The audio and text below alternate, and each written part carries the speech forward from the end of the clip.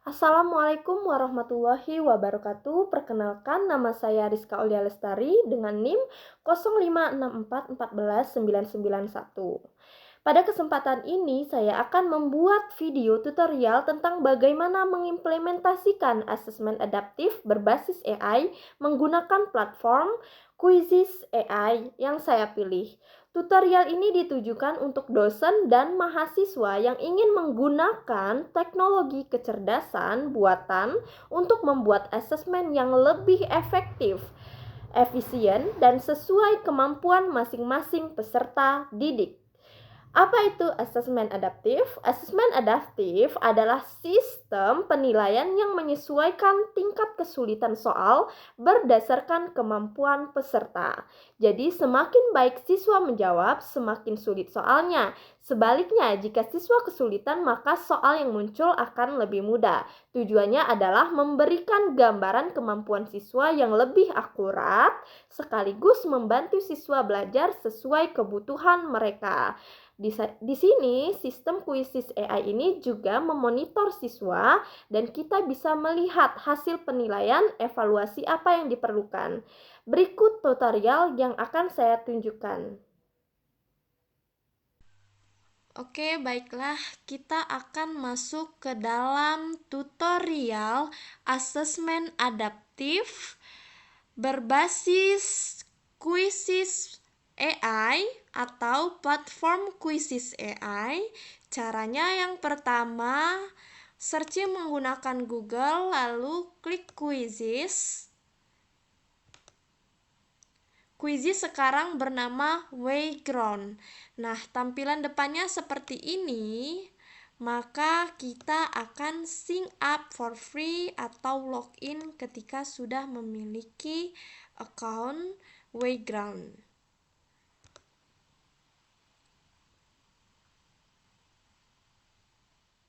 Nah, setelah masuk, tampilannya akan seperti ini. Nah, setelah seperti ini, tampilannya kita klik dashboard. Dashboard ini tampilan home-nya atau berandanya seperti ini, lalu masuk ke buat kuis. Buat kuis ini kita klik buat kuis. Kita pilih penilaian pertanyaan cepat dan interaktif menggunakan hasil dengan AI. Kita klik tadi. Lalu kita cari topik dengan topik pendidikan kewarganegaraan dan Pancasila.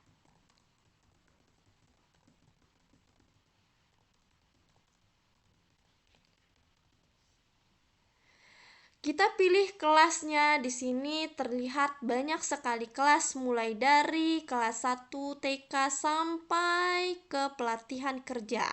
Tapi kita pilih perguruan tinggi. Mata pelajaran di sini terlihat tidak ada mata pelajaran pendidikan kewarganegaraan. Yang ada pendidikan keuangan ini ya.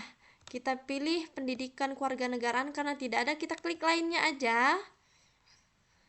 Jumlah soal yang kita pilih tergantung kita butuh berapa. Ada yang 100 lebih. Karena ini sebagai contoh, kita pilih 1 sampai 10. Bahasa yang digunakan jangan lupa menggunakan bahasa Indonesia agar soal yang tertera menggunakan bahasa Indonesia. Kita klik di sini, perguruan tinggi sudah ada tertampil, lalu kita tambahkan semua soal dan langsung masuk ke dalam dashboard kita. Kita silang, langsung masuk. Kita pilih editing. Editing apa? Editing detiknya untuk seluruh siswa mengerjakannya dalam waktu satu soal 45 detik. Nah, di sini kita tidak perlu satu-satu mengubahnya. Ubah semua. Kita klik selesai. Poinnya kita bisa pilih, ada poin 1 sampai 5. Kita pilih 5 poin. Perubahan untuk semua. Kita klik selesai. Di sini kita bisa review. Nah, review tampilannya seperti ini. Kita bisa juga menunjukkan jawaban di sini. Seperti itu. Kita juga bisa langsung simpan ketika sudah direview, simpan dengan judul supaya siswa yang lain tahu kalau tugas yang dikerjakan adalah pendidikan kewarganegaraan dan Pancasila. Subjeknya kita klik lainnya, karena tadi pelajaran PKN tidak ada di sini, tidak apa-apa. Lalu kelasnya kita pilih perguruan tinggi. Nah, bahasanya jangan lupa kita ubah bahasa Indonesia dan terlihat oleh publik. Baru kita klik simpan. Tampilan setelah disimpan maka akan terlihat seperti ini. Jawaban pun ada. Lalu kita juga bisa review. Reviewnya seperti ini. Kita pratinjau siswanya, tentang teman-temannya kita bisa tinjau semuanya, waktu, peningkatan daya, temanya, dan lain-lain.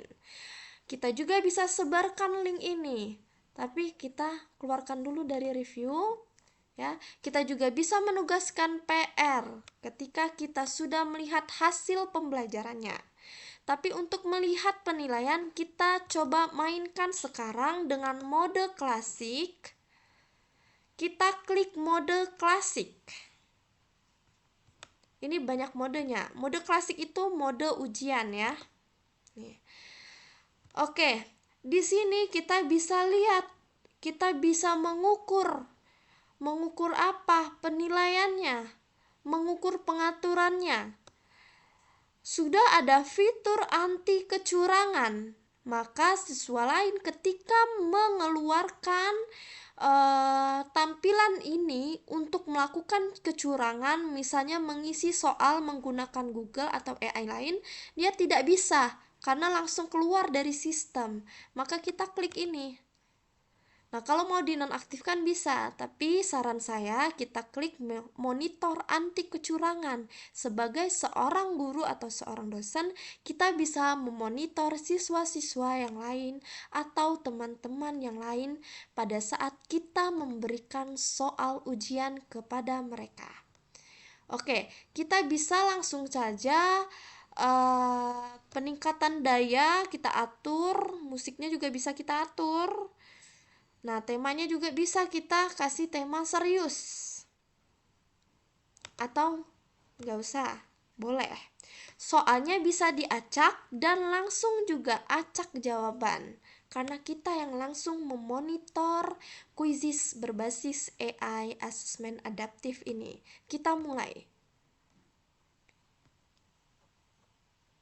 Nah, tampilannya seperti ini, kita bisa salin linknya lalu kita bagikan kepada siswa dan teman-teman. Saya bagikan dulu ya. Nah, terlihat siswa sudah memasuki kelas kuis ini, kita bisa langsung mulai. Karena ketika kita klik mulai, mereka akan mulai juga ujiannya.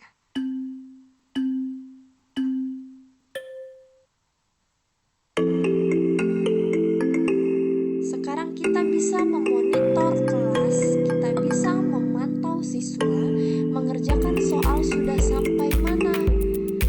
Apakah dia bisa menguasai materi yang telah kita sampaikan sebelumnya atau tidak? Sembari siswa melakukan tugasnya, saya akan menyampaikan manfaat kuisis AI terlebih dahulu. Kenapa saya menggunakan kuisis AI?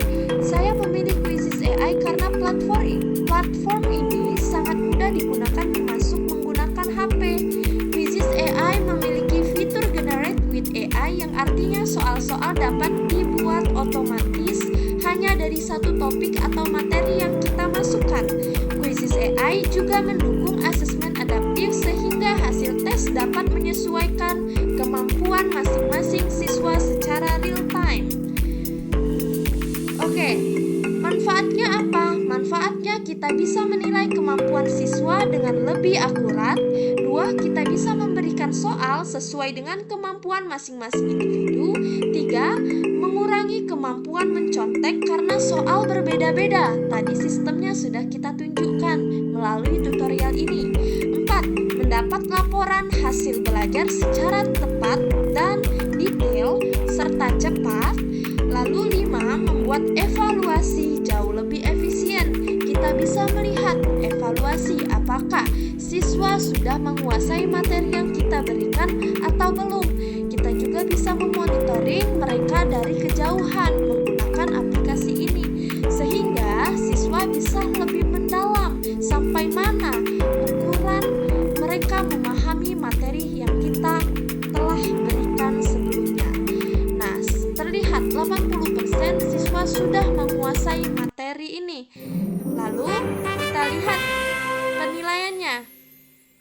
Siswa tersebut sudah menguasai pendidikan kewarganegaraan dan Pancasila. Kita bisa klik next, lalu kita lihat bahwa siswa tersebut atau mahasiswa tersebut, karena yang kita gunakan adalah ukuran perguruan tinggi, bahwa siswa tersebut telah sempurna melakukan ujian yang telah kita berikan.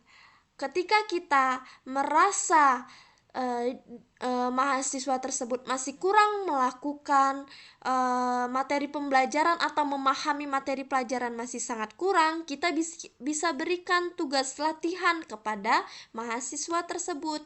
Kita juga bisa mengukur materi mana yang dia kurang menguasai pelajaran yang telah kita berikan. Dengan basis monitoring ini, maka diharapkan guru dan siswa saling mengisi, di mana guru bisa memberikan evaluasi kepada materi pengajarannya apakah sudah dikuasai mahasiswa atau belum, dan mahasiswa mengevaluasi dirinya apakah perlu melakukan pengulangan atau review terhadap materi yang telah diberikan oleh dosen atau guru. Terima kasih, saya selaku mahasiswa Rizka Aulia Lestari dengan NIM 0564 14991 mengakhiri materi pembelajaran hari ini, materi inovasi pembelajaran Universitas Terbuka. Terima kasih. Wassalamualaikum warahmatullahi wabarakatuh.